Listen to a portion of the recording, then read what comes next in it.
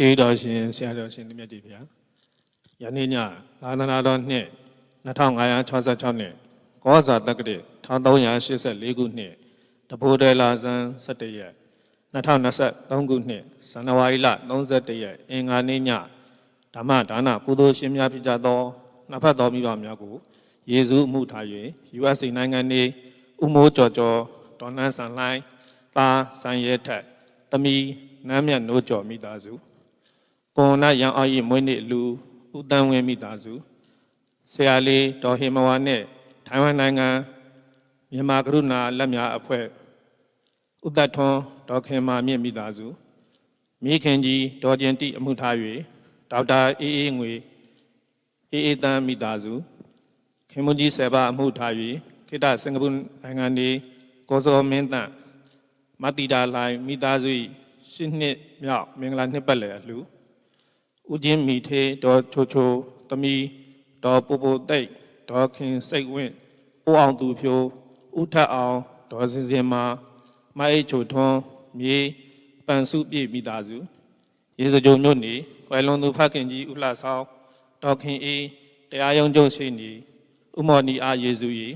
ဦးအောင်မိုးဒေါ်လေးစုမိသားစုကွယ်လွန်သူဖခင်ကြီးဦးမင်းစင်အားယေစုကြီးကိုရဲလင်းဦးမတင်းတင်းနွယ်ရွှေနဒီအလှကုန်မိသားစုရန်ကုန်မြို့နေဦးကျော်ထွန်းအားယေစုကြီးဒေါ်စိန်စိန်မိသားစုသမီးလေးဖူးမြတ်ပွင့်မောင်ဤ၄နှစ်ပြည့်မွေးနေ့အလှူမန္တလေးမြို့နေမေတ္တာရင်ခံကြသူများပရဟိတအဖွဲ့ဦးရဲထွန်းနိုင်ဒေါ်စိုးစိုးနွယ်သားဒေါက်တာအောင်ရဲမှန်မိသားစုရန်ကုန်မြို့ဒေါ်တနာခိုင်မိသားစုနေပြီးတော့ကွယ်လွန်သူအဖွားတော်ကြီးဦးလေးဦးအောင်နိုင်နဲ့ဒေါ်စန်းရီတို့အားယေစုကြီးဦးစိုးဝင်းဒေါ်ကျူကျူမိသားစုဦးသက်တင်အောင်ဒေါက်တာအေးနွယ်သမီးစုမြတ်သက်တင်မိသားစုရှင်မြတ်မမိသားစုတို့မှစုပေါင်းဆင်ရင်ကျင်းပပြုအပ်သော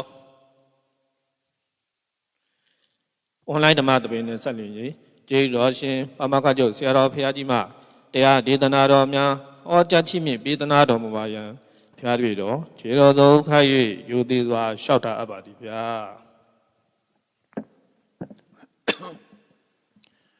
1384ခုနှစ်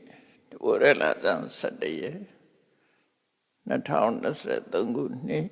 ဇန်နဝါရီလ31ရက်အင်္ဂါနေ့၌အွန်လိုင်းမှာဟောကြားအပ်သော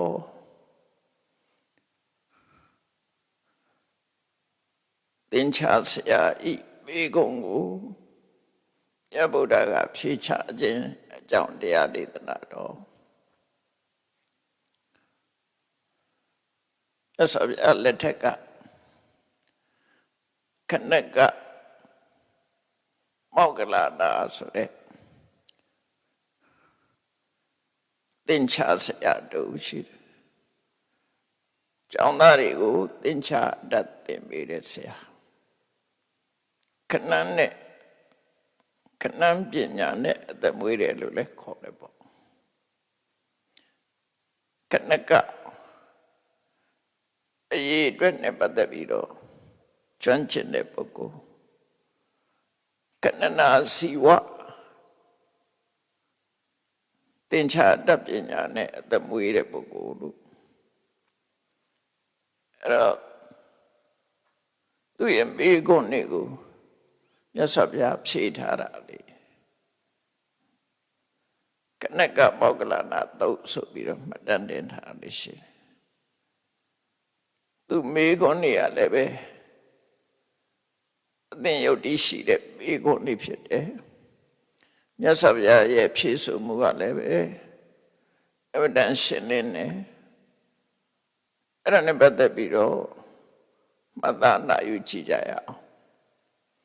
မစ္စည်းမနိကေမှာခဏကဩဂလနာတော့သင်္ချာဆရာဖြစ်တဲ့မောက္ကလနာပုံနာသူ့ရဲ့မိဂုဏ်တွေကိုမြတ်စွာဘုရားကဖြေကြခဲ့တာဟာဗုဒ္ဓဝါဒရဲ့ကျင့်စဉ်တစ်ခုကိုဖော်ညွှန်းတာပဲဖြစ်တယ်အဲ့တော့ဒီသုတ္တန်ရဲ့အမေးဖြေက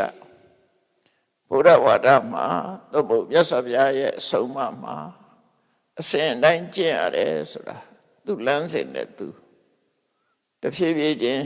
တင်သွားတယ်ဆိုတာကိုဖော်ညွှန်းထားတာဖြစ်လို့ဘုရားသာသနာတစ်ခုလုံးနဲ့သက်ဆိုင်တယ်လို့လည်းပြောလို့ရတာပေါ့နော်မြတ်စွာဘုရားရဲ့အဆုံးအမအတိုင်းသာသနာပေါ်ဝင်ပြီးတော့လိုက်နာကျင့်သုံးမယ်ဆိုလို့ရှိရင်ဒီလမ်းကြောင်းတိုင်းသွားကြတယ်နောက်ဆုံးနိဗ္ဗာန်ဆိုတဲ့လမ်းဆုံးပန်းတိုင်ထိအောင်သွားတဲ့နိစ္စနစ်တွေကိုဒီထက်မှမြတ်စွာဘုရားဟောထားတာရှိတယ်အဲ့တော့ Buddhist practice လို့ Buddhist practice ဘုရားဘာသာရဲ့ကျင့်စဉ်တစ်ခုဆန့်လိုက်ကျင့်သွားတဲ့ကျင့်စဉ်တစ်ခုနော် the way of Buddhist practice ကျင့်ရမယ့်လမ်းစဉ်ကိုဖော်ညွှန်းတာဖြစ်တော့ဘုရားဘာသာရဲ့အနေနဲ့သိသိသိလိုက်တဲ့သုတ်တန်တစ်ခုလို့ယူဆရတယ်ဒါကြောင့်လို့ဒီသုတ်တန်ရဲ့နိဒန်းကစပြီးတော့ပြောမှဆိုရင်မြတ်စွာဘုရားကသာဝတိမြို့ရဲ့အရှိဘက်မှာရှိတဲ့ဝိသခကျောင်းမကြီးဆောက်လို့လှူဒန်းထားတဲ့ပုပ္ပယုံကျောင်းပုပ္ပယုံဆိုတာပုပ္ပရာမပုပ္ပစာရှိသာဝတိမြို့ရဲ့အရှိဘက်မှာရှိတယ်စေတဝန်ကျောင်းကတောင်ဘက်နောက်ထောင်မှာရှိတယ်နော်ပုပ္ပယုံကျောင်းကသာဝတိမြို့ရှိတကနေထွက်ပြီးတော့သွားတော့ရှေ့ဘက်အစိရဝတိမြစ်ကမ်းဘေးမှာရှိတယ်အဲ့ဒီမှာသာဝတိမြို့ရဲ့ရှေ့ကျောင်းမှာဝိသခာလို့နာမည်ရှိတော့လည်းပဲသာဝတိရောက်တဲ့အခါကျတော့မိဂရမတာဆိုတဲ့နာမည်နဲ့ဒီနာမည်ကိုယူထားတာယူထားတဲ့နေရာမှာအကြောင်း2မျိုးတော့ပြောလို့ရတယ်အများသိကြတဲ့အကြောင်းကမိဂရတထေရဲ့ရောက်ခမတော်တာဝိသခာရဲ့ရောက်ခမမိဂရတထေအဲ့ဒီတထေကြီးကိုတရားဓမ္မသိရှိအောင်ဝိသခာရဲ့စွမ်းဆောင်နိုင်မှုကြောင့်ဝိသခာကိုသူ့အမေအရာသူ့ရောက်ခမကသူ့အမေအဖြစ်သဘောထားပြီးတော့ဆက်ဆက်တာမို့ဝိသခမိဂရမတာမိဂရရဲ့မိခင်လို့သူတို့ဆိုတယ်အဲ့ဒီတဲ့ပိုယုတ်တိရှိတာတော့ဒါလည်းသူ့ဟာနဲ့သူဟုတ်နိုင်တာပဲလေပိုပြီးယုတ်တိရှိတာတော့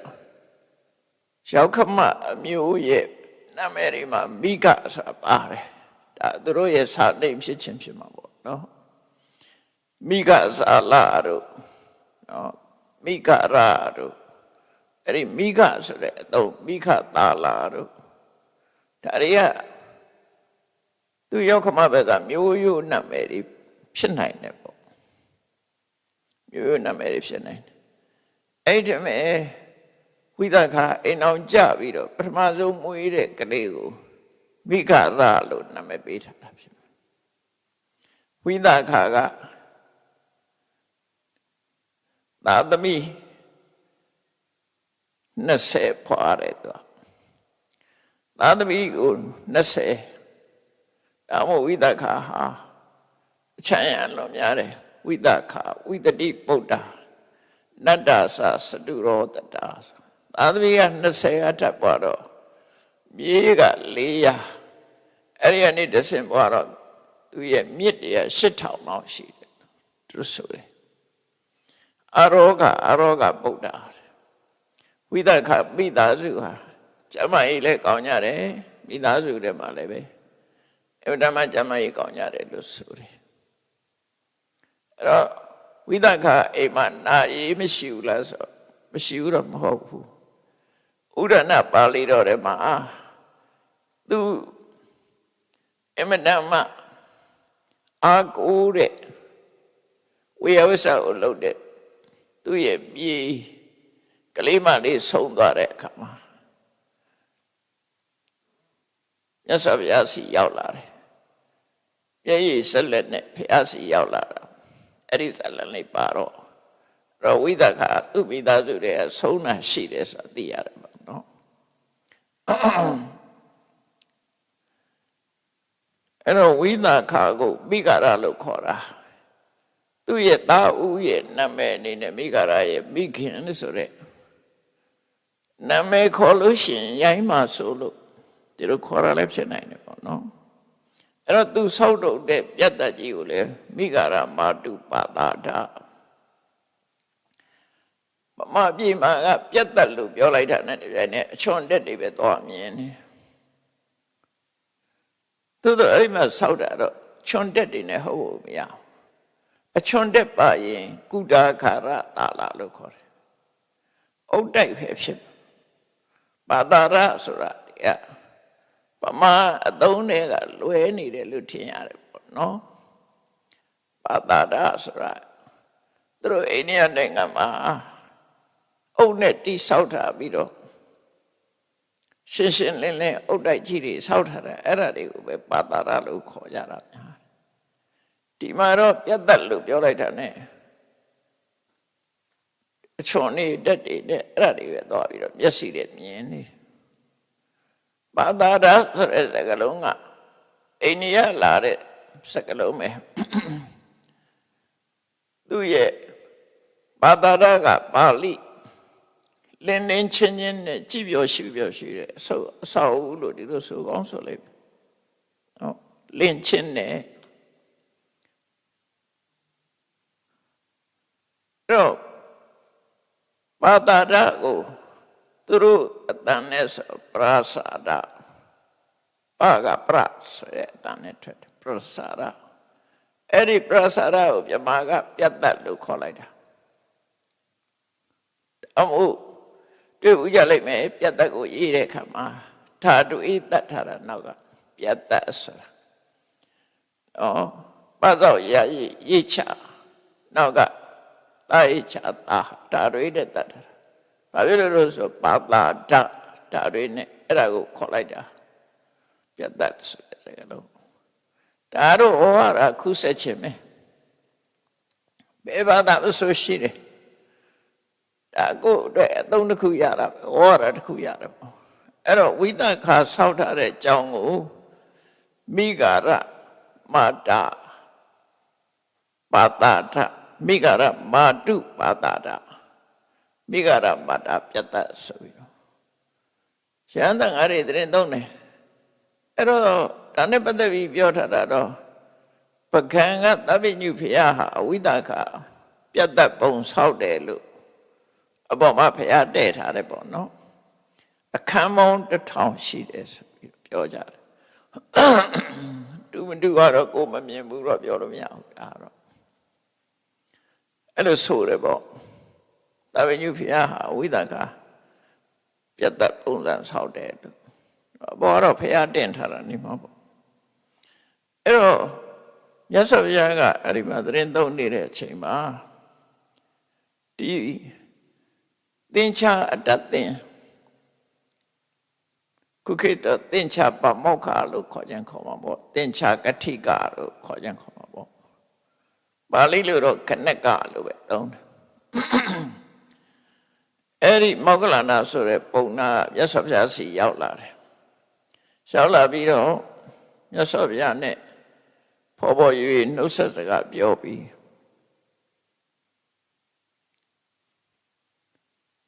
တနေ့ရမှာထိုင်အဲ့တော့ဘုရားစီလာကြတဲ့ပုဂ္ဂိုလ်တိုင်းကဘုရားကိုဝချတာမဟုတ်ဘူးဒီသင်္ချာဆရာကြီးကလည်းဘုရားစီရောက်လာပြီးတော့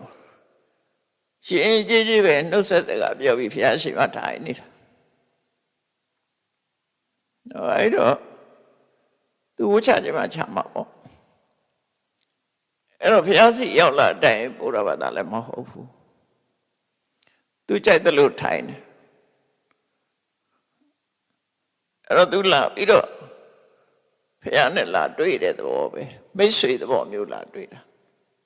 ဟိုလိုနှစ်ချိုက်ကြီးရှိခိုးဥချပြီးတော့ထိုင်တာမဟုတ်ဘူးစကားစပြီးပြောနှုတ်ဆက်ပြီးတော့ဒါဘုရားကလည်းပဲဖော်ရွေတယ်သူကလည်းဖော်ရွေတယ်မြတ်စွာဘုရားဖော်ရွေတယ်ဆိုတာမြ မြတ်စွာဘုရားနဲ့ပတ်သက်ပြီးပြောထားတာရှိတယ်။မြတ်စွာဘုရားဟာမိဟိတပုပ္ပင်ကမစကားပြောတော့မယ်ဆိုပြုံးပြီးပြောလို့ရှိတယ်။အေဟိသောကတဝါရီဘယ်သူပဲရောက်လာစိတ်ပြက်မသွားဘူးဘုရားစီရောက်ရင်ဖော်ရွေလာပါထိုင်ပါမြတ်စွာဘုရားလို့ပြောတယ်ဒုက္ခတမ္ပါတာစကားပြောဖို့ရအမှန်တမ်းလွယ်တယ်ဘုရားဆိုပြီးတော့မမနာကြီးတစ်ခွဲသားနဲ့ဒီလိုနေတာမဟုတ်ဘူးဘုရားနဲ့တွေ့တဲ့အခါမှာဖော်ရွေတယ်လို့ဆိုလို့ပေါ့နော်အဲ့ဒီစကားလုံးလေးတွေရှိတယ်အဲ့တော့ဒါကြောင့်ဘုရားစီကိုလာကြတယ်ဘုရားဘာသာမှလာတာမဟုတ်ဘူးဘုရားဘာသာမဟုတ်လဲလာတယ်လာပြီးတဲ့အခါမှာသူကစပြီးဆွေးနွေးတယ်အရှင်ဂေါရမတဲ့ဟောဒီပြတ်သက်ကျောင်းဆောင်ကြီးဟာလုပ်ငန်းနဲ့ပြောမယ်ဆိုရင်အစဉ်စဉ်လှုပ်ထားတာပဲဖြစ်တယ်ဖောင်ဒေးရှင်းချပြီးတော့အစဉ်စဉ်ဒီပြတ်သက်ကျက်တက်တာနော်အစဉ်စဉ်လှုပ်ထားတဲ့လုပ်ငန်းစဉ်ရှိတယ်တဲ့နောက်ပြီးတော့ကျွန်ုပ်တို့ပုံနာတွေမှာလည်းပဲပြမနာတွေမှာလည်းပဲဖေးတင်သင်ကြားပေးတဲ့အခါမှာအစဉ်စဉ်သင်ကြားပေးတာရှိတယ်သူအတန်းလိုက်ပေါ့နော်အစဉ်စဉ်သင်ရတယ်တဲ့တခါလေးအတက်သင်တဲ့မြားပြည့်လေ့ကျင့်တဲ့ကြောင့်တွေကလည်းပဲသူအစဉ်စဉ်ပဲသင်ရတယ်တဲ့ကျွန်ုပ်တို့သင်္ချာသမားတွေကလည်းပဲသင်္ချာသင်လို့ရှိရင်နဲ့အစဉ်စဉ်ပဲသင်တယ်သူအစဉ်နဲ့သူသင်သွားတာအဲ့ပထမသင်္ချာကျောင်းသားတယောက်ရလာပြီဆိုလို့ရှိရင်တဲ့ပထမဆုံးအနေနဲ့စပြီးဆိုခိုင်းတာပါဆိုခိုင်းတစ်တတိတစ်ဆိုတာဆိုခိုင်းတယ်ဧကံတစ်တတိတစ်နှစ်တလီနှစ်သုံးတလီသုံးအဲ့ဒီကနေပြီးတော့တစ်နှစ်သုံးလေးကနေစပြီးတော့နောက်ဆုံးမှာရှည်အတွက်ခိုင်းတယ်ပို့ပြီးတော့ခဏနေတိုးပြီးတော့ရေအတွက်ခိုင်းတယ်ရှားထောင်ထိအောင်ရေအတွက်ခိုင်းတယ်အဲ့လိုစပြီးတော့တဖြည်းဖြည်းချင်းခက်လာအောင်သင်္ချာလေးကိုအဲ့လိုသင်ပေးတယ်တဲ့အဲ့ဒီလိုခုလိုအတတ်ပညာသင်တဲ့အခါမှာအစဉ်စဉ်လောက်ရတယ်လို့အရှင်ဘုရားရဲ့ဓမ္မဝိနည်းဆိုတဲ့ဓမ္မနဲ့ဆုံးမတဲ့ဒီအဆုံးမသာသနာမှာလည်းပဲအစဉ်တိုင်းသင်ယူဖို့အစဉ်တိုင်းသင်တဲ့စနစ်ရှိပါသလားဒါမေးတာနော်အစဉ်တိုင်းသင်တဲ့စနစ်ရှိသလားရှိတယ်လို့ပြောနိုင်သလားဆိုတော့မြတ်စွာဘုရားဖြေတာရှိတာဘောတဲ့ဘာနဲ့ဥပမာတူတော့ဆိုရင်မြင်အတတ်သင်ဆရာတွေဟာအာဇာတိ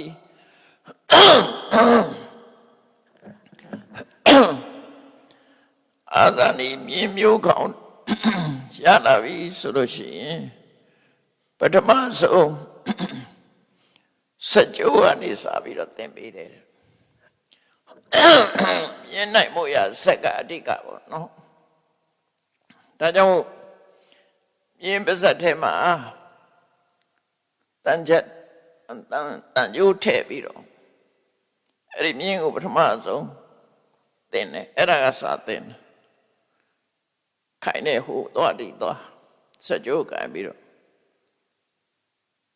မြတ်စွာဘုရားကမုခဒါနလို့ခေါ်တယ်စကြိုးကနေစပြီးတော့ခိုင်းသမျှလှုပ်တော့ဘယ်လောက်ထိအောင်ခိုင်းလို့ဆိုရင်ဆရာတွေကမြင်းကိုပြရခိုင်းတာတွေတို့ဂျာဘဲပေါ်ပြေးတာတွေထိအောင်နောက်ဆုံးမှမြင်းတက်တဲ့နေရှိတယ်မြင်းတက်တဲ့အတက်တဲ့ကလည်းပဲအများကြီးရှိတယ်မြင်းစီအတက်ကလည်းအများကြီးရှိတယ်ဗမာရဆိုရင်လည်းမှာအင်းဝခိကအင်းဝဘုရင်ဒုတိယမင်းကောင်းဟာမြင်းစီတက်18မျိုးတက်တယ်လို့ ရာဇဝင်စာအုပ်ထဲမှာဆိုထားတယ်ပြေးနေတဲ့မြင်းကိုနောက်ကနေလိုက်ပြီးခုန်တက်နိုင်တယ်သူအဲ့လိုထိကျွမ်းတယ်ပေါ့မြင်းပြေးနေတော့မတက်ရတယ်ပြီးတော့မြင်းကြောပေါ်မှာစီးရင်မြင်းပိုက်အောက်ကနေလှည့်ပတ်ပြီးတော့ကြောပေါ်ပြန်တက်တယ်အဲ့လိုကျွမ်းတယ်လို့ပြောတာပေါ့ဟိုကလှမ်းနဲ့လှမ်းထိုးရင်သူကမြင်းအောက်ဝတ်လိုက်တယ်မြင်းပိုက်တော့ပတ်တော့ဝတ်လိုက်တယ်တော့အဲ့လိုဒုတိယမင်းကောင်ဆိုတဲ့ဘုရင်ဟာမြင်းစီးတက်18မျိုးတက်တယ်လို့အဲ့လိုဆိုထားတာရှိတယ်အဲ့လိုမြတ်စွာဘုရားဥပမာအနေနဲ့ပြောတာအာဇာနိမြင်းတဲ့ကောင်ကိုသင်လို့ရှိရင်မုခာဒတာဆိုတဲ့ဒီပါဇက်မှာတန်ထဲပြီးတော့စပြီးတော့အဲ့ဒီကနေစပြီးတော့ကြိုတက်ပြီးတော့စသင်တာတဲ့အဲ့ဒီတိုင်ပဲတဲ့ဆုံးမရမယ်တပည့်တူရလို့ရှိရင်တို့ကလည်းပဲအစင်တိုင်းပဲသင်တယ်ကျောင်းသားသိရောက်လာလို့ရှိရင်ဘာစားဆိုတော့မြတ်စွာဘုရားသင်္မုန်ကြီးပြတာအေဟိတွံဘိက္ခုသီလဝါဟောဟိသာသနာ့ဘောင်ဝင်လာပြီဆိုလို့ရှိရင်လာအင်းပထမဆုံးကိုကျင့်သီလနဲ့ပြည့်စုံဒီလိုကျင့်နော်ကိုကျင့်သီလနဲ့ပြည့်စုံဒီလိုကျင့်ပါတိမောက္ခသံဝရတံဥတောပါတိမောက္ခသံဝရတံဥတောဝိဟရဟိကိုကာဝဲဆောင်ရှောက်ပေးနေနဲ့ကိုချင်းတရားတွေနဲ့ထိမ့်သိမ်းဆောင်ရှောက်ပြီးတော့နေအာစာရခောစာရတပ္ပနောကိုလို့ရမယ့်အလုပ်ကိုလုပ်ကိုရဲ့နေပဲအတွင်းမှာပဲနေအာစာရခောစာရဆိုတာအာစာရဆိုတာကိုလိုက်နိုင်ရမယ့်အချက်ခောစာရဆိုတာကိုရဲ့နေပဲအဲ့တော့လောကမှာကိုယ်တပည့်နဲ့ကိုနေရတာဘုန်းကြီးကလူတွေလှုပ်ထဲသွားရှုပ်ရင်အဲ့ဒါခောစရာမဟုတ်တော့ဘုန်းကြီးကဘုန်းကြီးနယ်ထဲမှာပဲနေဘုန်းကြီးလှုပ်သူတို့ဆိုလိုတာပေါ့နော်ကုံတယ်ကလည်းကုံတယ်လှုပ်ပဲလှုပ်လဲသမားလည်းလဲသမားလှုပ်သူများတဲ့ဝေမရှုံနဲ့လို့ဆိုလို့အဲ့ဒါအာစာရခောစရာတမ္ပန်နော်ကိုလုံးမဲ့အလုပ်ကိုလုံးကိုယ့်ရဲ့ဘောင်တွင်းမှာပဲနေလို့ပြောတာဘောင်မကြော့စေနဲ့ဒါသိအရေးကြီးတာပေါ့ဘောင်ကြော့ပြီဆိုရင်ပြဿနာတက်မှာပဲလေဘုံကြီးကလူလှုပ်သွားလို့ရင်ကဲခံမှာပဲဒါသိကြတယ်အဲ့တော့ဘုံကြီးလှုပ်ဘုံကြီးပေါင်ထဲမှာပဲနေကိုလုံးမဲ့ကိစ္စကိုလုံးဒါကိစ္စမနုယုံစံကိုကိစ္စပဲကိုလုံးအောင်နော်အဲ့လိုဆိုလို့လေကိုလုံးမဟုတ်တော့အဝင်းရှုံရင်မရအဲ့တော့မြတ်စွာဘုရားသာသနာ့ဘောင်ယဟန်တော်ဝင်လာရင်မင်းသီလနဲ့ပြည့်စုံနေအဲ့သီလဆိုတာပฏิဘောခလာတဲ့သိက္ခာပုဒ်တွေတိုင်းကျင့်ရမှာကဓာရီပြီးတော့ကိုယ်ဘောင်အတွင်းမှာပဲကိုနေသူများနဲ့ပဲကိုမခုနဲ့အာစာရခောစရတမ္ပနောအနုမတေသူဝိသေသူဗျာတတဝိသမရယသိက္ခတိသိက္ခာပရိတုသတ်မှတ်ထားတဲ့ဥပဒေစည်းကမ်းတွေပေါ်မှာအသေးဖွဲရစပြီးတော့မချိုးဖောက်နဲ့အသေးဖွဲရစပြီးတော့အပြစ်လို့ရှုမြင်ပြီးတော့နေအသေးဖွဲရစပြီးတော့အပြစ်မှန်သမျှကိုဘေးရအန္တရာယ်တစ်ခုအနေနဲ့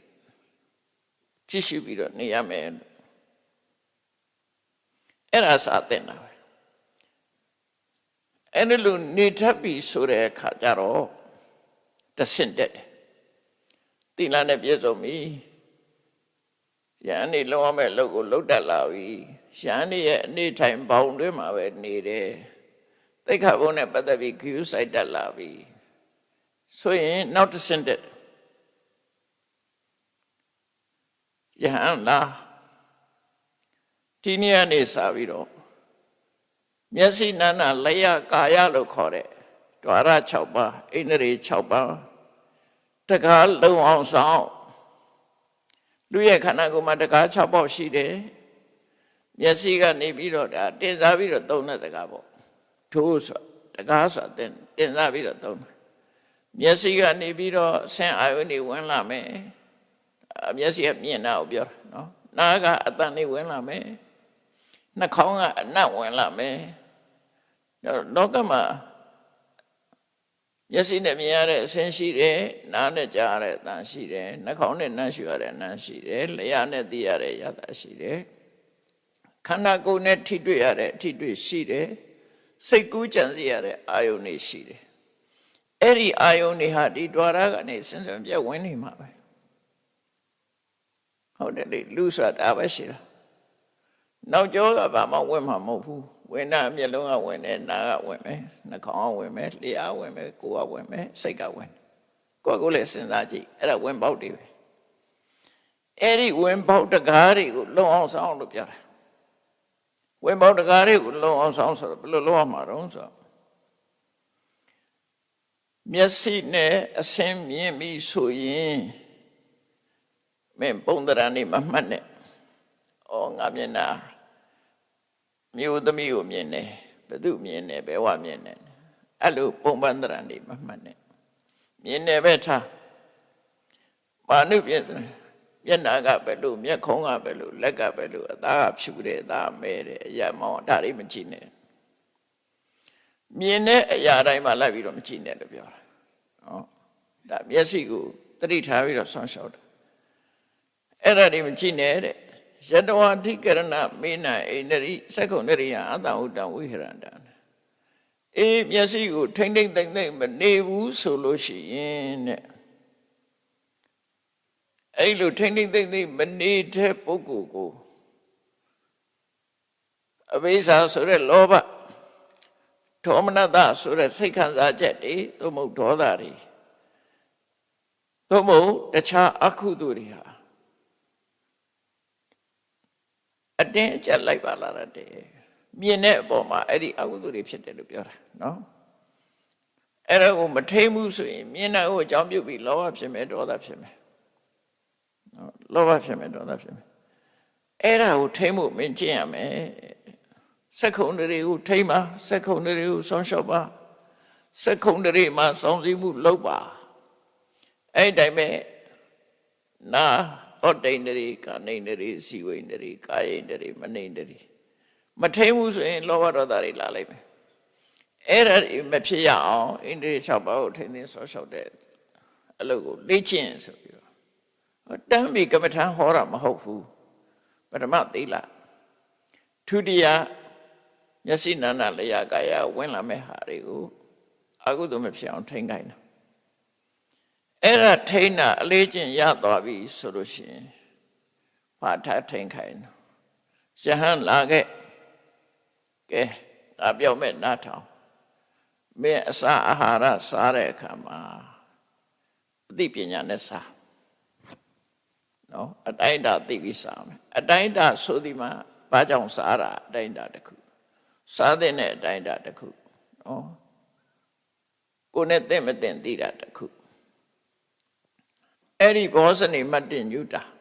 ဘောဇနိမတ္တညုအတိုင်းတာနဲ့သိပြီးစားဆိုတာဘာပြောတာတော့ဆိုပဋိသင်္ခယောနိသောအာဟာရအာဟာရေယတိမင်းအစာစားတော့မယ်ဆိုရင်အသိပညာနဲ့ဆင်ញင်ပြီးမှစားဒီတိုင်းအရင်မစားနဲ့စဉ်းစားလိုက်အောင်ငါစားတာဟာပျော့ဖို့စားရလားရှင်မှုမေ့လျော့ဖို့စားရလားကိုလှအောင်ပါအောင်စားရလားကိုအသားတွေပြည့်ဖြိုးအောင်စားရလားမဟုတ်ဘူးအဲ့ဒါအတွက်မစားရအောင်အဲ့လိုစားတာမဟုတ်ဘူးအဲ့ဒီရွေးချက်မပါဘူးဒါဖြင့်ဘာအတွက်စားရတော့ဆိုဟောဒီကိုကာယကြီးတည်တတ်မှုအတွက်မြတ်တာဖို့အတွက်မမြတ်မတာလို့အာဟာရမရှိလို့ရှိရင်ပင်မဆင်းရဲမှုတွေဖြစ်နိုင်တယ်မြတ်သောအကျင့်ကိုကျင့်နိုင်ဖို့အထောက်အကူဖြစ်ဖို့သာစားရမယ်ကိုစားတာအဲ့ဒီအတွက်စားတယ်လို့နှလုံးသွင်းပြီးတော့စားအဲ့ဒီလိုစားခြင်းဖြင့်ပုရဏိသဝေရဏပฏิဟင်္ဂါမိမစားခြင်းကြောင့်စားလောင်မှုသိဂက်စထရိတ်ဖြစ်တာတွေပါတယ်အကုန်လုံးအဲ့ဒီယောဂလည်းမဖြစ်စေရဘူးပြောက်ရမယ်နဝိသဝေရဏနာဥပါဒေတာပြီးစားခြင်းကြောင့်အလွန်အကျွံစားခြင်းကြောင့်ဗိုက်တင်းပြီးအစာမကြေယောဂဒါမျိုးတွေနဲ့ဖြစ်စေတယ်တိုင်းတာတစ်ခုနဲ့စား ယန္တရာစမေဘဝိတ္တိနဝိဇ္ဇတာစာဖာသူရရောစာငါစားခြင်းကြောင့်နေလို့ထိုင်လို့လည်းကောင်းရမယ်နော်အလုံးမကြောမစားရင်နေလို့ထိုင်လို့ထွင်းစားပြီးတော့အိပ်ရတယ်လဲအိပ်ရတာမျိုးမဖြစ်စေတော့ပိုက်လေးပြီးတော့အိပ်ရတယ်လဲအိပ်ထားတော့အဲ့ဒါဒီနေရာမှာအစာကြည့်တဲ့ပုံနာတွေအကြောင်းလည်းရေးလေးရှိကြတယ်ပေါ့နော်အဲ့ဒါမဲ့အဆိုးဆုံးကတော့ဘာလို့ဆိုရင်ဗုဒ္ဓဝမိကဒီအာဟာရဟထတို့အာဟာရဟထဆိုထမင်းစားပြီးမထနိုင်တော့ဘူးထမင်းပွဲလာပါအောင်ဆွဲထုပါအောင်ဆိုတာဖြစ်ရတယ်ဖိုက်လေးလုံးအချီအဲ့လိုပုံကူမျိုးတွေအဲ့ဒါမျိုးတွေမဖြစ်စေနဲ့လို့စားပြီးတော့သင်ပေးရမယ်တဲ့အဲ့ဒါစားခြင်းနဲ့ပတ်သက်ပြီးအသိပညာနဲ့စားဖို့အဲ့ဒါကိုဆရာတော်ကြီးတွေကကြပြလုပ်ပေးထားတာဤသည့်စားဖို့အမဲမဲကိုမြွေမှန်ကြွလှပရေးစံဒီဟာကိုကြပြလုပ်ထားတာနော်အဲ့ဒါဟာမတ္တညူလို့ခေါ်တယ်အသိဉာဏ်နဲ့စားတာအဲ့ဒါကိုသင်ပေးရမယ်တတိယအဆင့်နဲ့အဲ့လိုသင်လို့တတ်သွားပြီဆိုတော့သရုဋ္ဌအဆင့်အနေနဲ့ဗာသင်ရမှာတော့ဆိုကဲလာမင်းစားတတ်ပြီစားတတ်လို့ရှိရင်တနေ့ကုန်မှာအလုပ်လုပ်ရမယ်နေ့ရညရလုပ်ရမယ်နိုးကြကြအလုပ်လုပ်ရမယ်ဘယ်လိုလုပ်ရမလဲသာဂရိယအနုယုံစေယအနုယုံစိတ်တော်ဝိဟရဟိနိုးကြကြကြိုးစားပြီးတော့နေနိုးကြကြကြိုးစားပြီးနေဘာလို့ရမလဲနေ့ခါမှဆိုရင်စဉ္ညာလျှောက်လိုက်ထိုင်လိုက်စဉ္ညာလျှောက်လိုက်ထိုင်လိုက်အိတ်တာမပါဘူးနော်လမ်းလျှောက်မယ်ထိုင်မယ်အဲ့ဒီအချိန်မှာကိုယ်စိတ်ထဲမှာဝင်ရောက်ပြီးနှောက်ယှက်လာတဲ့လောဘဒေါသစတဲ့နိဝရဏတရားတွေကိုရှင်းထုတ်ရမယ်မဖြစ်အောင်ထိတ်ရမယ်ရှင်းထုတ်တယ်မဖြစ်အောင်ထိတ်ရညကြတော့၃ပိုင်းခွဲလိုက်တယ်ပထမယံအခု6နှစ်ရနေပြီးတော့10နာရီလောက်ထိဒါပထမယံခေါ်တယ်10နာရီဟိုဘက်2ချက်ထိုးလောက်ထိအောင်ပစ္စည်းမယံလို့ခေါ်တယ်2နာရီဟိုဘက်ကနေပြီးတော့ပစ္စည်းမယံလို့ခေါ်တယ်ညကိုယံ3အပိုင်းချ3ခုနဲ့သတ်မှတ်လိုက်တယ်အဲ့တော့ညအခါမှာပထမယံဆိုလို့ရှိရင်စဉ္ညာသွားထိုင်နေပါလို့တလို့ပဲလို့မစ္စည်းမယံရောက်တဲ့အခါကျတော့မင်းအပန်းပြေးပြီးတော့အိပ်ပုံအိမ်နေတောင်သင်ပေးထားတာလက်ရဘက်ကိုစောင်းပြီးတော့ထူးစစ်2ခုခြေမျက်စိ2ခုမထပ်အောင်နည်းနည်းလွှဲပြီးတော့ထားပေါ်ချတော့တစ်ဖက်စောင်းအိပ်ဘက်လက်မဲ့အိပ်နဲ့နော်ဖေဘက်ကိုလည်းစောင်းမအိပ်နဲ့ညဘက်ကိုစောင်းအိပ်တဲ့အခါမှာဒီတိုင်းပဲအိပ်နဲ့ဘယ်ချိန်ထမယ်ဆိုတာကိုစိတ်ဆုံးဖြတ်ပြီးမှအဲ့လိုအိပ်လို့ရှိရင်အဲ့ဒီချိန်နိုးကိုနိုးတယ်စမ်းသပ်ကြည့်ပေါ့စမ်းသပ်ကြည့်အိပ်တဲ့အခါမှာစိတ်ထဲမှာဘယ်ချိန်ကျရင်ထားမယ်ဘယ်ချိန်မှာနိုးရစေဆိုပြီးတော့အဲ့ချိန်နိုးအပြင်းကြည့်ပြီးဆက်အိပ်ရင်တော့မရတော့ဘူးပြင်းမကြည့်ပဲနဲ့အဲ့လိုလေ့ကျင့်ရချို့ကျတော့နိုးရတဲ့ပြင်းမှထားမှပြင်းတယ်ဆက်အိပ်အဲ့ဒီလိုညလက်မှာထားပြီးတော့နောက်မနဲ့စောပစ္စည်းမယံ2ချက်ကြော်တဲ့ချိန်မှာအိယာထားပြီးတော့စဉ္ညာသွားတယ်လမ်းလျှောက်တယ်ခုနလိုနေလို့အဲ့လိုပဲကိုယ်ရင်နဲ့နှလုံးထဲမှာလောဘတွေမဖြစ်အောင်ထိမ့်သိမ်းစောင့်ရှောက်တယ်ဒေါသတွေကမ္မထာနဲ့နေတယ်ပေါ့အိပဲအဲ့ဒါတရားအထုတ်တာတရားအထုတ်တဲ့အချိန်တွေကို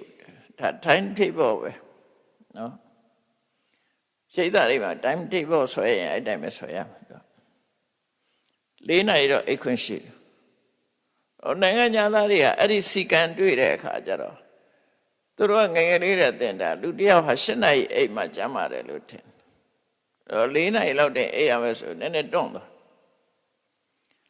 ဒါပေမဲ့သူတို့တရားအထုတ်ရင်နောက်လုံးဝမအိပ်ဖဲတော့နေသွားတယ်ကျမ်းမကြီးမထိခိုက်ဘူးဆိုတာသိသွားတယ်နောက်ကျတော့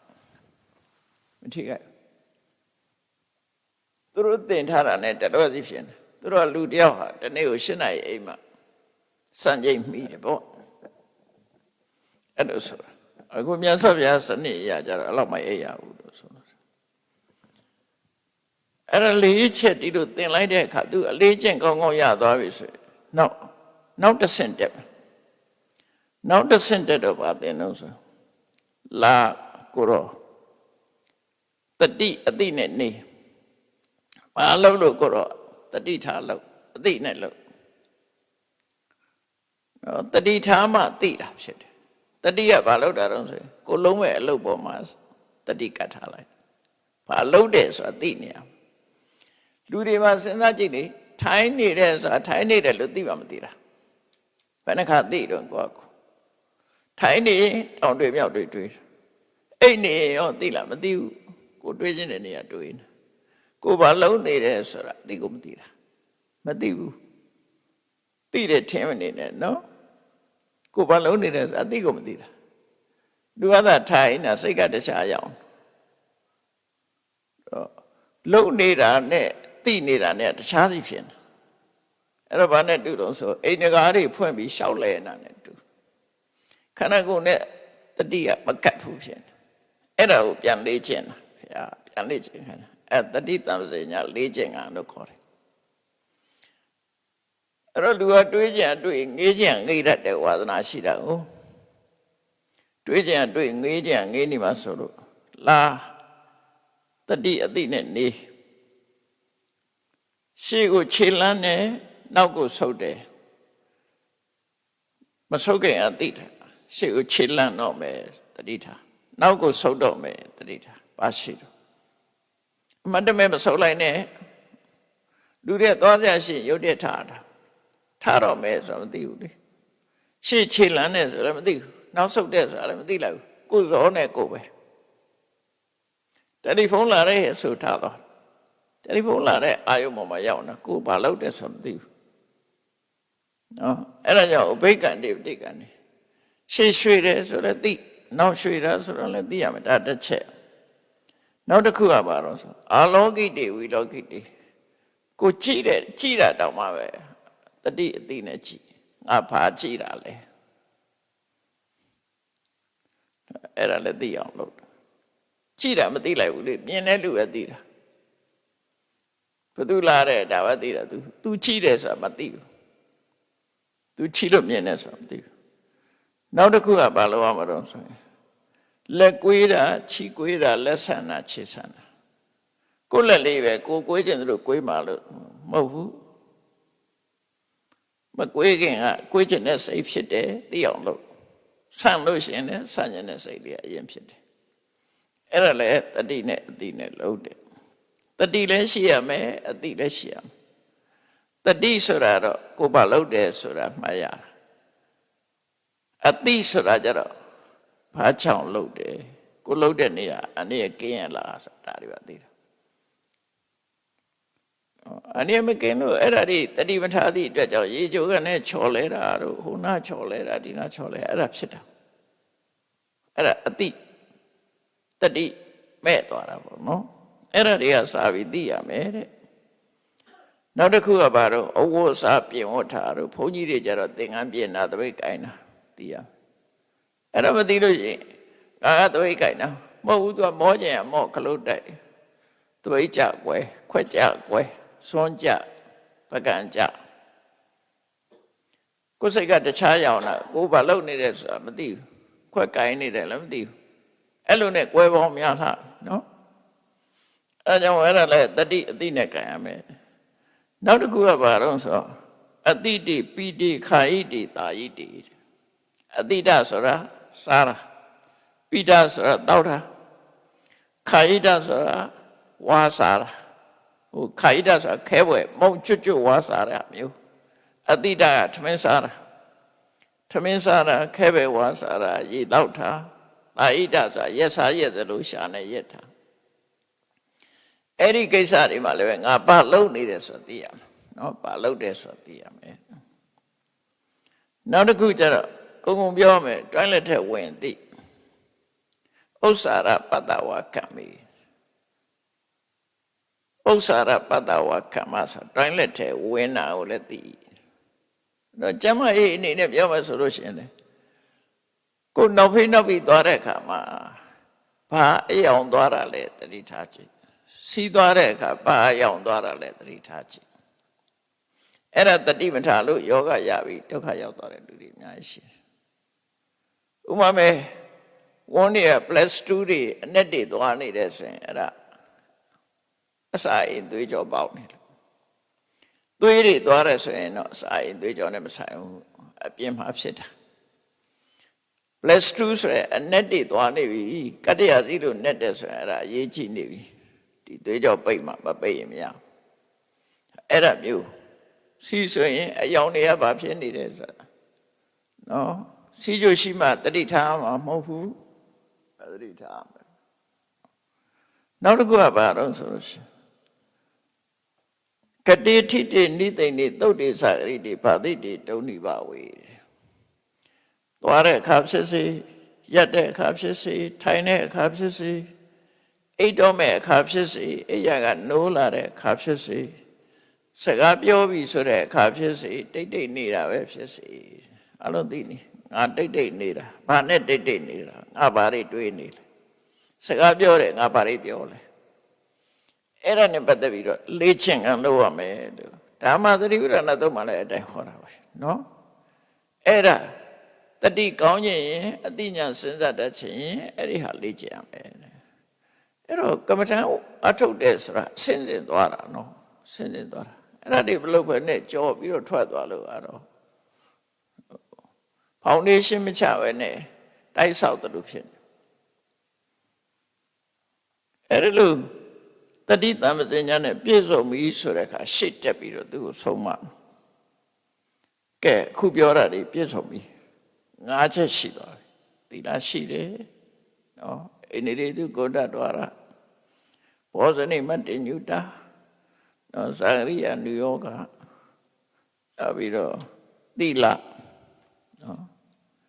အဲ့ဒီ၅ခုနဲ့ပြည့်စုံပြီဆိုတဲ့အခါကျတော့ရှေ့တဆင့်တက်ကဲလာကိုတော့ရကြောင်မှသွားနေတိတ်ဆိတ်ငြိမ်သက်တဲ့နေရာကိုသွားတပင်အောင်မှာဖြစ်စေတောထဲမှာဖြစ်စေတောင်မဲဖြစ်စေ၆ကပ္ပမှာဖြစ်စေလိုင်းကူမှာဖြစ်စေသုတ်တံမှာဖြစ်စေ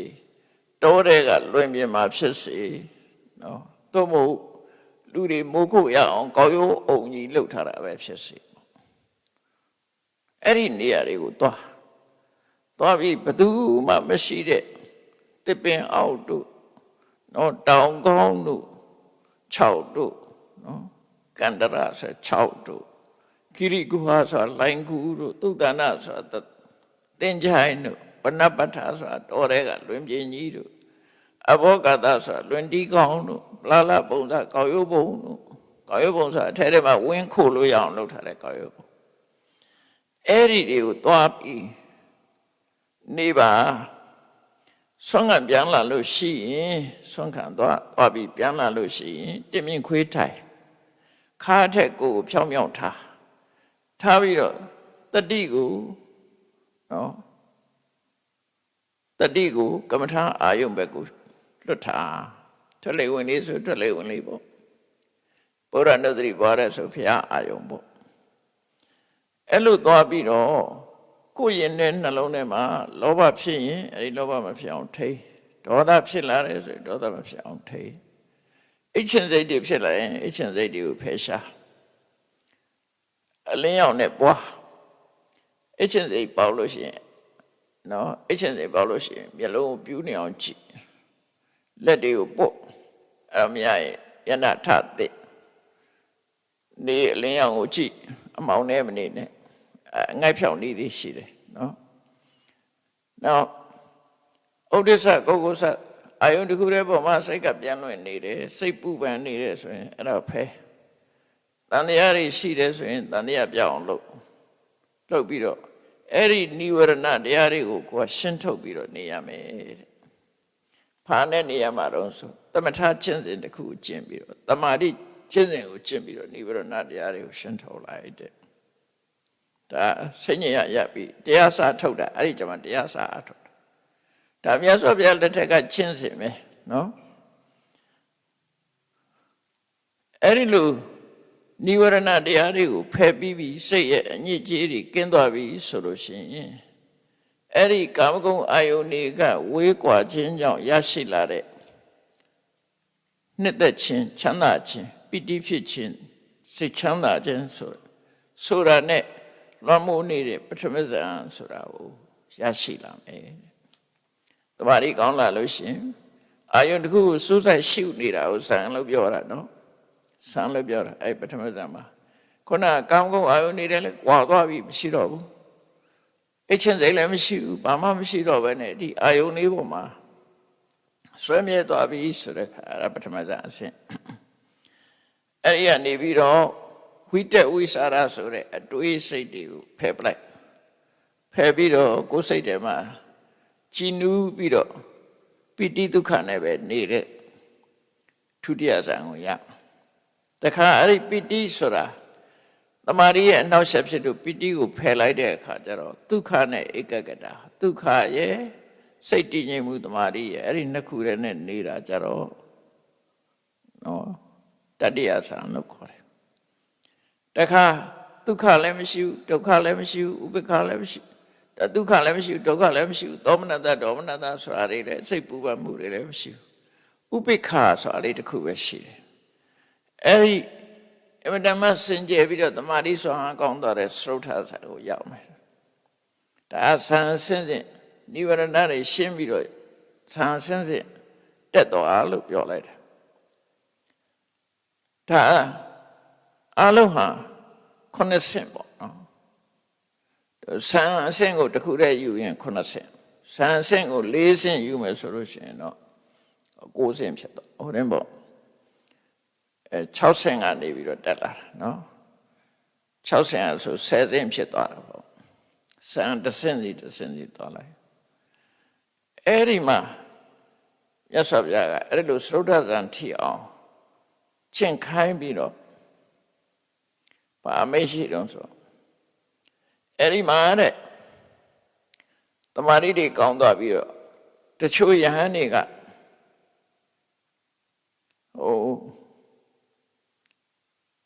အရတမေရတ်ဖို့ထီအောင်မရောက်သေးဘူးဒါပေမဲ့အဲ့ဒါကိုမျှော်လင့်ပြီးတော့ကြိုးစားအထောက်နေကြတယ်အဲ့ဒါတခုတချို့ပုဂ္ဂိုလ်တွေကတော့တဲ့အာသောတရားတွေကုန်ပြီးတော့ယဟန္တာအဖြစ်ရောက်သွားကြပြီတဲ့ဒီလိုကျင့်တာနဲ့အဲ့တော့ဒီနေရာမှာခွဲလိုက်တာတချို့ပုဂ္ဂိုလ်တွေကသောတာပန်တဂရကအနာကအဆင့်နဲ့နေကြတယ်ချို့ပုဂ္ဂိုလ်တွေကတော့ယဟန္တာအဆင့်ထိရောက်သွားတယ်အဲ့ဒီလိုရောက်သွားလို့ရှိရင်ဒီဆံကျင့်စဉ်တွေဟာမျက်မှောက်ဘဝမှာချမ်းသာစွာနေဖို့နဲ့တတိတံပစဉ္ညာအလုံးငါဖြစ်တယ်ယန္တာဖြစ်လဲဒီစံနေနဲ့နေတာပဲသောတာပန်တဂရကအနာဂတ်မှာလည်းဒါတွေနဲ့ပဲနေတယ်အဲ့ဒါမှစိတ်ထဲမှာအနှောက်အယှက်ကင်းတယ်တာမန်နေလို့ရှိရင်တော့ပြောစရာဆိုစရာတွေရှိနေမှာပဲလေလူကအာယုန်နေနဲ့နေလို့ကတော့အာယုန်နောက်နေဦးမှာပဲစိတ်ကမပါတော့အာယုန်ကတော့နောက်တာပဲ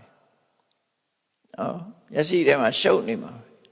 အခုလိုဇာအာယုန်ကမ္မထာအာယုန်နဲ့နေလိုက်လို့ရှိရင်မြတ်မောဘုရားမှာချမ်းသာသာနေရတာဖြစ်တယ်လို့အဲ့ဒီ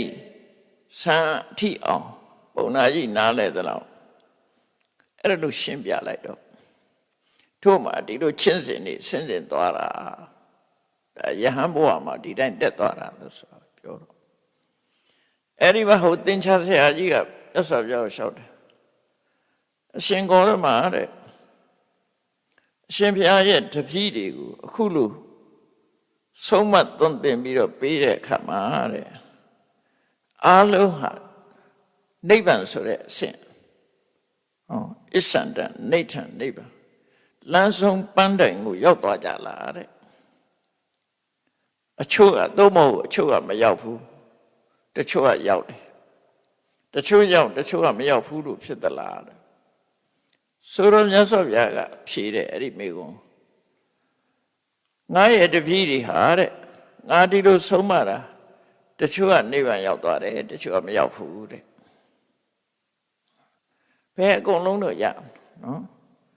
အဲ့တော့တချို့ကရောက်တယ်တဲ့လမ်းဆုံးမနဲ့ရောက်တယ်ငါပေးတဲ့လမ်းစဉ်အတိုင်းလုပ်တာတချို့ကလမ်းဆုံးထီအောင်ရောက်တယ်တချို့ကမရောက်ဘူးတဲ့ဆိုတော့သူကထပ်မေးတယ်ရှင်ဘုရားတချို့ကအရှင်ဂေါရမ နိဗ္ဗာန်ဆိုတာလဲရှင်ကောတော်ကပြောတဲ့ပန်းတိုင်ကြီးကလည်းရှိတယ်အဲ့ဒီပန်းတိုင်ကြီးကိုသွားတဲ့လမ်းစဉ်ကလည်းရှိတယ်ဆုံးမလမ်းညွှန်ပေးမဲ့ရှင်ကောတော်မှလည်းရှိတယ်သုံးခုစလုံးနော်ဆုံးမလမ်းညွှန်ပေးတဲ့ပုဂ္ဂိုလ်လည်းရှိတယ်နိဗ္ဗာန်သွားတဲ့လမ်းလည်းရှိတယ်နိဗ္ဗာန်လည်းရှိတယ်အဲ့ဒီလိုဖြစ်ပါရဲ့တန်နဲ့တချို့ကရောက်တယ်တချို့ကမရောက်ဘူးလို့ဘာလို့ဖြစ်တာတော့ထပ်မေးပြန်အဲ့ဒီမှာမြတ်စွာဘုရားအေးမင်းဒီလိုမေးလို့ရှိရင်ဒီမေးခွန်းနဲ့ပတ်သက်ပြီးမင်းငါပြန်မေးမယ်ငါပြန်မေးမယ်မင်းကြိုက်တယ်လို့ဖြေတဲ့မင်းဟာရာဇဂိုမြို့ဘယ်ကသွားတယ်ဆိုတာကိုနော်ရာဇဂိုမြို့ तू ကရာဇဂိုဘက်ကလာတယ်လို့ဆိုရာဇဂိုမြို့ဘယ်ကသွားတယ်ဆိုတာရာဇဂိုလမ်းညွှန်တဲ့နေရာမှာမင်းကျွမ်းကျင်နေမဟုတ်လား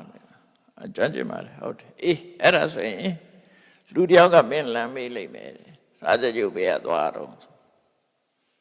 အဲ့လိုမေးတဲ့ကမင်းကဘယ်လမ်းသွားလမ်းမှာဖာတွေ့လိမ့်မယ်ဒီနေ့ဆက်သွားဆိုတာဒီမင်းလမ်းပြလိုက်မယ်တဲ့လမ်းညွှန်တဲ့အခါမှာ तू ကစနစ်တကျလမ်းညွှန်နေရှိတယ်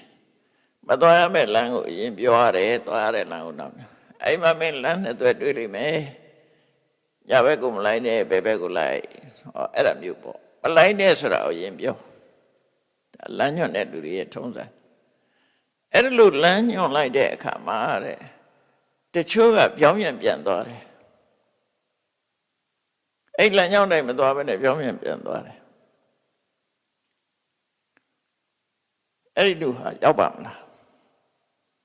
အေးနောက်တစ်ယောက်ကတော့မင်းလမ်းညွှန်တဲ့အတိုင်းသွားတယ်သူကတော့ရာဇဂိုမြို့ရှော့ရောက်သွားတယ်မရောက်တဲ့လူနှစ်ခုရှိတယ်ဒီနေရာမှာမင်းစဉ်းစားကြည့်ဘာချောင်းလဲရာဇဂိုမြို့ကြီးလည်းရှိတယ်ရာဇဂိုမြို့သွားတဲ့လမ်းလည်းရှိတယ်မင်းတို့ကောင်းကောင်းလမ်းညွှန်တဲ့လူလည်းရှိတယ်ဘာဖြစ်လို့ဟိုတယောက်ကရောက်ပြီးတော့ဟိုတယောက်ကဘာလို့မရောက်တာတော့ညွှန်တဲ့လမ်းမသွားဘူးသို့မဟုတ်နောက်ပြန်သွားတယ်အဲ့လိုကမရောက်ဘူးဟိုလူကတော့ရောက်သွားတယ်အဲ့တော့သူကဘာဖြေတော့ဆိုအရှင်ဂေါတမတဲ့ကျွန်ုပ်ကလမ်းညွှန်တဲ့လူသားဖြစ်တယ်တဲ့ကျွန်ုပ်ပြောတဲ့အတိုင်းမသွားရင်ဘယ်ရောက်ပါမလို့နဲ့နော်အေးအဲ့ဒီတိုင်ပေါ့နိဗ္ဗာန်ဆိုတာလည်းရှိတယ်နိဗ္ဗာန်သွားတဲ့လမ်းဆိုတာလည်းရှိတယ်ငါလည်းရှိနေတယ်လမ်းညွှန်တဲ့ပုဂ္ဂိုလ်ရှိနေတယ်ငါလမ်းညွှန်တဲ့အတိုင်းမသွားရင်ဘယ်ရောက်မလဲငါလမ်းညွှန်တဲ့အတိုင်းသွားမှရောက်မှာပေါ့လို့မြတ်စွာဘုရားဖြေလိုက်တယ်အဲ့ဒီဥပမာနဲ့ဖြေတယ်အဲ့ဒီမှာပုံနာရက်တော့ပေါက်သွားပြီတော့ရှင်ဂေါတမတဲ့လောကစာပုဂ္ဂိုလ်မျိုးရှိတယ်ဘုန်းကြီးဝတ်လာတဲ့ပုဂ္ဂိုလ်တွေကမျိုးရှိတယ်တချို့ကအတ္တတာရှုံချချက်မရှိဘူးယုံကြည်ပြီးတော့ဝတ်ထားတာမဟုတ်ဘူးသာသနာအလုပ်တွေပေါ်မှာယုံကြည်ပြီးတော့နိဗ္ဗာန်ကိုဆုံးဖြတ်ယုံကြည်တဲ့စိတ်နဲ့ဝတ်ထားမဟုတ်ဘူးတဲ့အတ္တတာယုံကြည်ချက်မရှိကြဘူးစီဝိကတ္ထာအသက်မွေးဝမ်းဆောင်ချောင်းမှုအစားချောင်းလို့ဘုန်းကြီးဝတ်လာတယ်နတ္တတကာရသမနာဂရိယမပစိတာတကယ်ယုံကြည်လို့ဘုန်းကြီးဝတ်တာမဟုတ်ဘူးတဲ့နော်ယုံကြည်လို့ဘုန်းကြီးတထာစိတ်ဓာတ်ကလည်းမယိုးဖြောင်ဘူးမာယာဝီနောလှည့်စားတတ်တယ်ကေတပီနောခောက်ချစ်ကြတယ်ဥဒ္ဒတာစိတ်ကလည်းတည်ငြိမ်မှုမရှိဘူးအုံနလားမာနဤတခွဲသားနဲ့နေကြတယ်စပလာပေါ်ချော့နေကြတယ်မုခရာနှုတ်ချမ်းနေစကားပြောချမ်းတယ်ကောင်းနှုတ်ကိုမထိန်ဘူးဝိကိဏဝါစာနော်ဘယံမရပြောတတ်တယ်အိန္ဒြိယသူအကုဋ္ဌထွာတာအိန္ဒြိယကိုမထိန်သိမ့်ဘူးဘောဇနိအမတ္တိညုနောအစားစာနဲ့ပတ်သက်ပြီးတော့အသိပညာမရှိဘူးသာဂရိယအနနုယုတ်တာနိုးကြတက်ကြွပြီးတော့ကြိုးစားမှုမရှိဘူးတာမင်းကြီးနပိခအောင်နော်ယန္တရားနဲ့ပတ်သက်ပြီးတော့ခီးမဆိုင်ဘူးတိခယသနတိဗ္ဗခါရောကိုကျင့်တိခနဲ့ပတ်သက်ပြီးတော့အလေးနဲ့မထားဘူးဘာဟုလိကာနော်ပစ္စည်းလည်းပါပေါ်အောင်လုပ်တယ်တာထလိကာကျင့်ရမယ့်တရားကိုရှော့ပေါ့နေတယ်ပေါ့ရောနေတယ်ဥက္ကမနေပုပ္ပင်ကမှာဘယ်တော့ဖြစ်ဖြစ်စိကံပိုင်းမှာလိုက်နာဖို့မ မလုပ်ဘူးချောင်းချောင်းနေတယ်နော်ပဝိဝေကေနိခိတတုရာလွတ်လွတ်လပ်လပ်နဲ့ယန္တရားအထုတ်ဖို့ဆိုတဲ့ကိစ္စတွေမှာသူကလုံးဝကြိုးစားအထုတ်မှုမရှိဘူးကုသိတာပြင်းတယ်ဟိနဝိရိယကြိုးစားအထုတ်မှုလုံးဝမရှိဘူးမௌဒတတိနောတတိလည်းမရှိဘူးအတ္တဇာနာပညာစုဝေလာဝေအတ္တဝဟိတာတဘာတွေလည်းမရှိဘူးဝိပန္ဒစိတ်တာစိတ်ကလည်းပဲဟိုရောက်လိုက်ဒီရောက်လိုက်နဲ့တည်ငြိမ်မှုမရှိဘူးဒုပညာအသိပညာလည်းမရှိအေလမိအေလမုခအထုံထိုင်းစကားပြောရင်လည်းမမှန်မကန်နေပြောကြတယ်အဲ့ဒီလိုပုဂ္ဂိုလ်မျိုးတွေနဲ့ရှင်ဂေါရမဟာပေါင်းသင်းဆက်ဆံမှုမပြုဘူးဆိုတာထင်ရှားတယ်ပေါ့ဆိုလိုတာကတော့အရေးချင်းမရှိတဲ့ပုဂ္ဂိုလ်တွေကိုမြတ်စွာဘုရားထည့်မတွက်ဘူးလို့ပြောတယ်နော်ရှေးပဏ္ဏတေကုလပုဒ္ဒါတချို့မျိုးကောင်းသားတွေကတတ္တာယုံကြည်ခြင်းရှိကြတယ်ယုံကြည်ပြီးတော့ပပ္ပစိတာရံဖြစ်လာကြတယ်အတ္တထာကောက်ကျစ်မှုမရှိကြဘူးအမာယဝိနောမလှည့်စားဘူးအခိတပိနောစင်လဲမှုတွေမရှိကြဘူးအနုဒ္ဒတာစိတ်ဓာတ်တည်ငြိမ်ကြတယ်အနုလားမာနမရှိကြဘူးအစပလာကိုတတ္တနဲ့မနေကြဘူးအမုခရာနှုတ်ကဗယံပရာနှုတ်ချမ်းမှုမရှိကြဘူးအဝိကိဏဝါစာဗယံပရာစကားပြောတာမရှိဘူးအိန္ဒိရိသူကုဋ္ဌဒဝရတာအိန္ဒိရိတွေပေါ်မှာထိမ့်သိမ်းဆောက်ကြောက်ကြတယ်ဘောဇနိမတ္တညုတာအစားစားနဲ့ပတ်သက်ပြီးတော့အသိပညာရှိကြတယ်သာဂရိယာအနုယုတ်တာနိုးကြတက်ကြွစွာကမ္မထံတရားအထုတ်ကြတယ်သာမင်းကြီးပိခမရှမ်းဘဝရံဖြစ်ရခြင်းအကျိုးပေါ်မှာအမြဲတမ်းမျှော်လင့်ပြီးတော့နေကြတယ်သိက္ခာယတိပ္ပကတော့ကိုကျင့်ရမယ့်အကျင့်တရားပေါ်မှာအလေးနဲ့ထားကြတယ်နဘဟုလိကပစ္စည်းလေးပါပေါ်မြောက်အောင်ဘယ်တော့မှမလုပ်ဘူးနတတလိကရှော့ရှော့ပေါ်စီကံဥပဒေကိုရော့ရဲမလုပ်ဘူးဥက္ကမဏိနိခိတထုရာဆိုပေါ်ရော့နေတဲ့ပေါ်မှာလုံးဝခိမဆိုင်ဘူးနော်ဘဝဝိကေပုဂ္ဂင်ကမှာကင်းကွာလွတ်လပ်တဲ့တိတ်ဆိတ်ငြိမ်သက်မှုပေါ်မှာကြိုးစားအထောက်မှုရှိကြတယ်အရဒဝိရိယထက်သန်ကြတယ်ပဟိတတနိဗ္ဗာန်ကိုစေလွတ်ထားပြီးအသက်နဲ့ခန္ဓာကိုမငဲ့ပဲနဲ့နိဗ္ဗာန်ကိုဥတည်ချက်ထားကြတယ်ဥပဋ္ဌိတတတိနောတတိမြဲကြတယ်တမ္ပဇာနာအစဉ်ကျင်တုံတရားရှိတယ်သမာဟိတာဧကယစိတ်တာစိတ်တည်ငြိမ်မှုတွေရှိကြတယ်ပညာဝန္တော်အသိပညာရှိကြတယ်အနေလမုခာထုံအာကြီးတွေမဟုတ်ကြဘူးတဲ့အဲ့ဒီလိုပုဂ္ဂိုလ်မျိုးတွေနဲ့ရှင်ဂေါရမကအတူနေတာကိုပြောတယ်ဆိုပြီးတော့အဲ့သင်္ချာဆရာကြီးကလျှောက်တယ်အရှင်ဂေါရမဥပမာမယ်အမြင့်နန္တာတွေထဲမှာကရမေ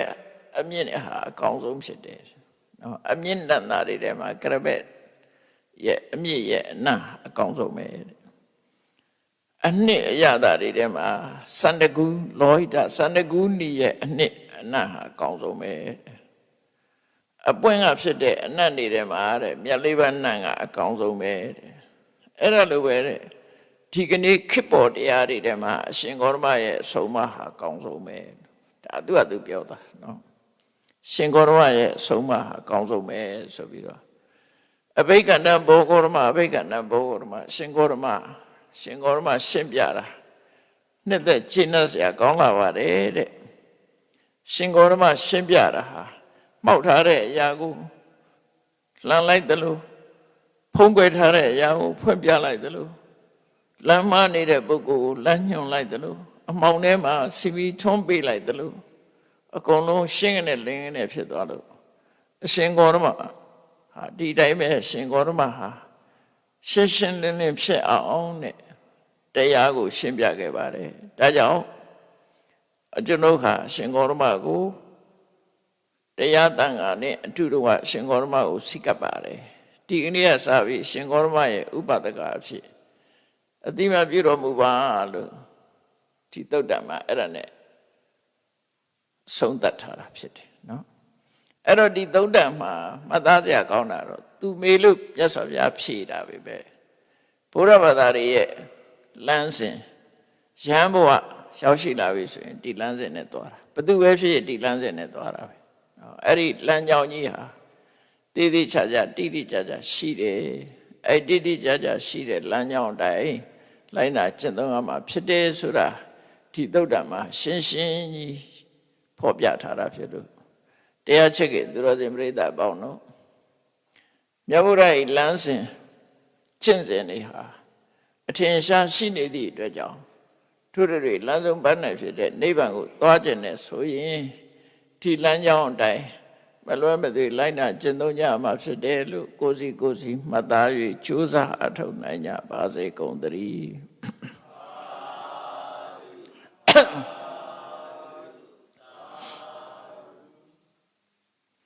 ရှိစေချာအရှင်ဖေယဖေယတို့တို့သည်ဓမ္မအတိညာရရှိမှသာလျှင်နိဗ္ဗာန်ချမ်းသာကိုမျက်မှောက်ပြုနိုင်ပါသောကြောင့်ဓမ္မအတိညာ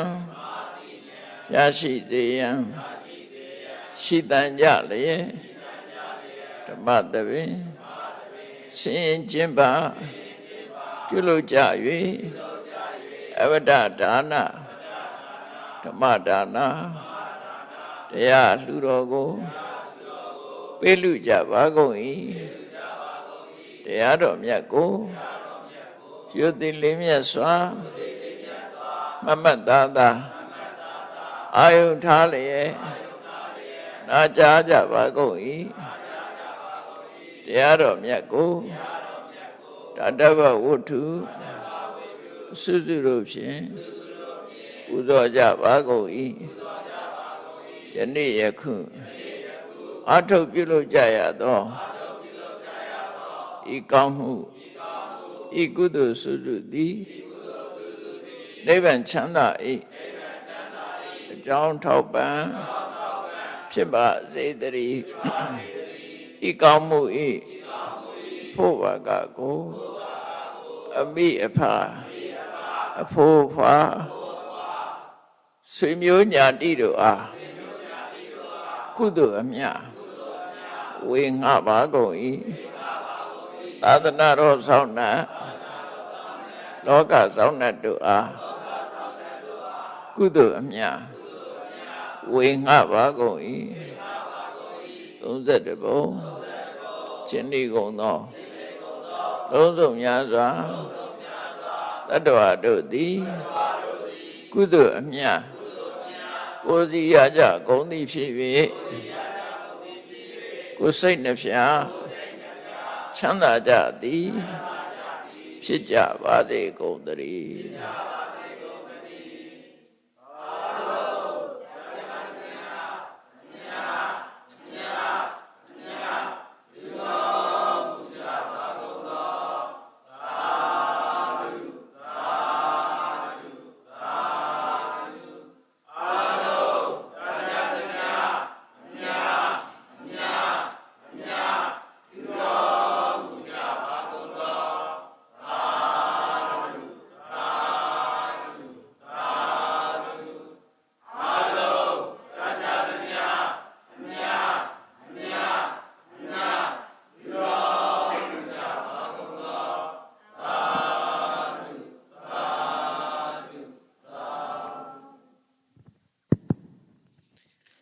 ဓမ္မမိတ်ဆွေသူတော်ကောင်းပေါင်းတို့ခင်ဗျာကျေးဇူးတော်ရှင်ပါမောက္ခချုပ်ဆရာတော်ဘုရားကြီးအွန်လိုင်းအထူးတရားပွဲများကိုခိတ္တခဏနားမိဖြစ်ပါတယ်ပြန်လည်ဟောကြားမိရအားဓမ္မမိတ်ဆွေအပေါင်းတို့သိရှိနိုင်ရန်အတွက်ပြန်လည်ကြီးညာပေးမိဖြစ်ပါသောကြောင့်နိဗ္ဗာန်ကျိုးမြော်၏နှိုးဆော်အပ်ပါသည်ခင်ဗျာ